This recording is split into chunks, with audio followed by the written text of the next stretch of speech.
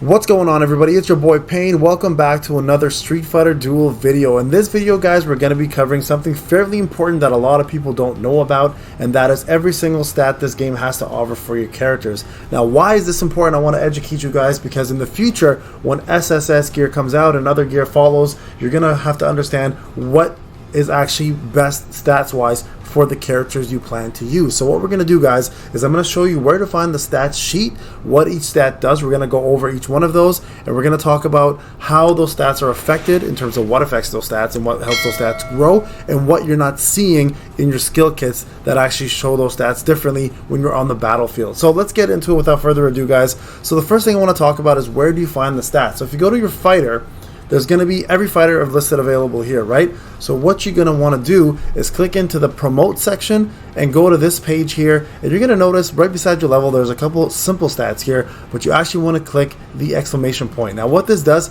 is brings up the entire stat detail.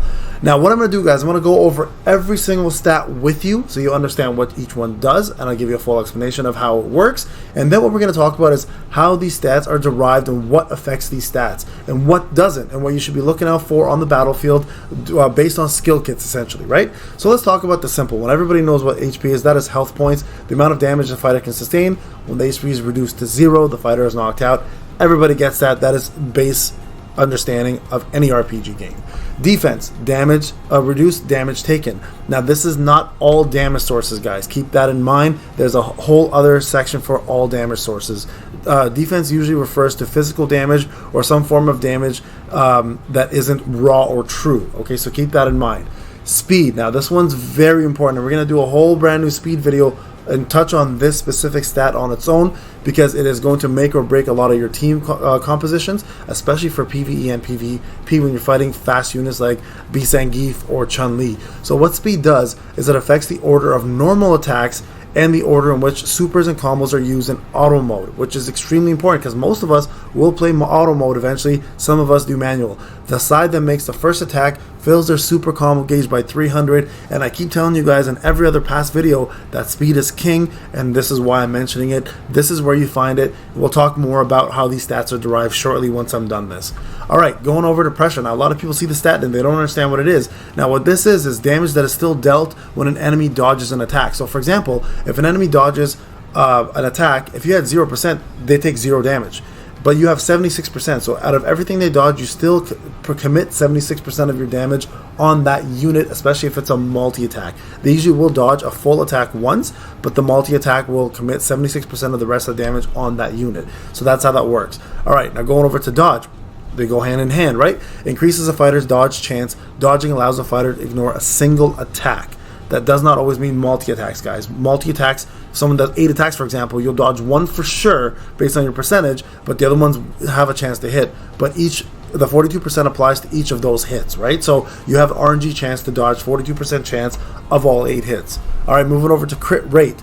Increase a fighter's crit rate. Landing a crit deals massive increased damage. Any crit rate that exceeds 100% can be converted into small amounts of crit damage. So without crit rate, crit damage is irrelevant. If you have 10,000% crit damage, if your crit rate's at 1%, you're going to only have a 1% chance to do that extra damage. So it's important to know that those go hand in hand as well. Alright, moving on to crit resilience. Reduces the chance the fighter takes crit damage. Pretty straightforward, right? So what you essentially do is when you have crit rate higher and your opponent has, let's say, 24.7% and you have 34.7, well, your crit chance on that opponent is only 10%. So this is actually a way to stop crits from landing on you or on your opponent, depending who has a crit resilience. All right, moving over to crit damage. Now this is the percentage of more damage you do per crit. So extremely important, one of the most important DPS stats in the game, and one you want to focus on, especially for crit heavy characters or crit rate characters have a lot of crit rate, right? Crit resistance. This is the reduction in damage you take. So crit resilience is the percentage. This is the actual damage reduction. So keep that in mind. They're two different things. So crit damage and crit resistance affect one another. Crit rate and crit resilience affect one another. Very important to know the distinguishing factors between both of those. All right, moving on to heavy hit rate. Now this is an interesting one, right? Increases the fighter's chance to deliver heavy hits. A heavy hit increases the single instance of damage the fighter deals. So the first instance of damage you do on your move is increased by this percentage here. Anytime it's a heavy hit, specifically a heavy hit, and most kits will tell you when something is a heavy hit or not. Okay, so keep that in mind. All right, moving on to parry rate. Excuse me, my voice is kind of going. Parry rate increases a fighter's parry chance. Parrying allows the fighter to block damage from a single attack. Now, this usually pertains to non-assassins and mostly tanks. Assassins usually have dodge. Most tanks will have parry. Not all tanks, but most tanks will have parry. And parry is a good way to block damage, so it significantly reduces the amount a unit gets hit for, right? So extremely important for tanks, less important for other units.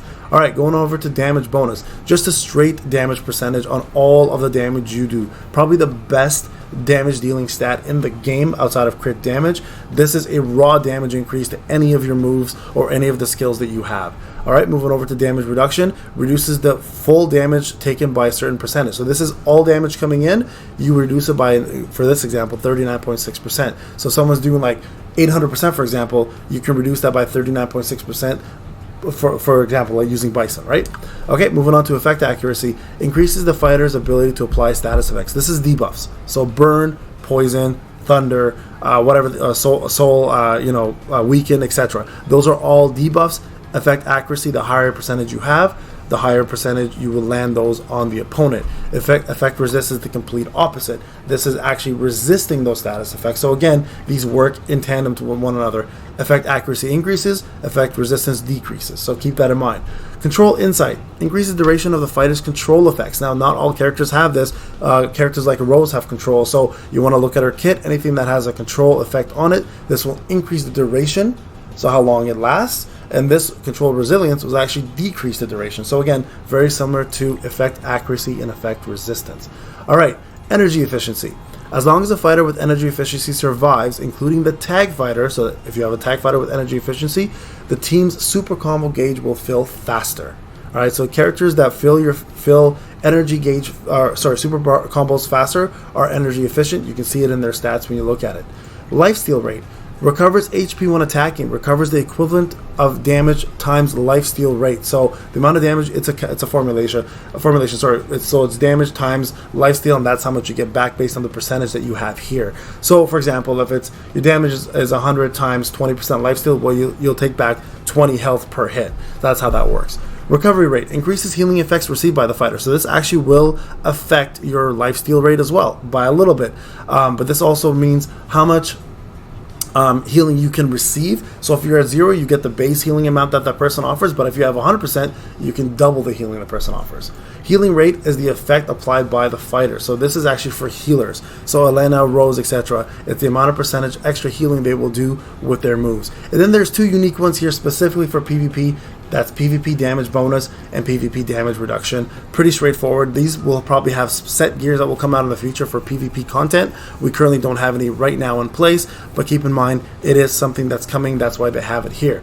All right, now let's talk about, now we've discussed what those are. Let's talk about what actually affects those numbers in your stat sheet. So first off, gear. Gear will instantly affect this. So all the percentages you see here, guys, including the numbers, the pluses, are all indicated here. So if we take a quick look at Bison, for example, his pressure is set at 76%. This move right here automatically gives him 36%. So everywhere else here, there is more pressure that's applied, all right? So gear is a great example of how to increase your actual percentage or your numbers on your stat sheet.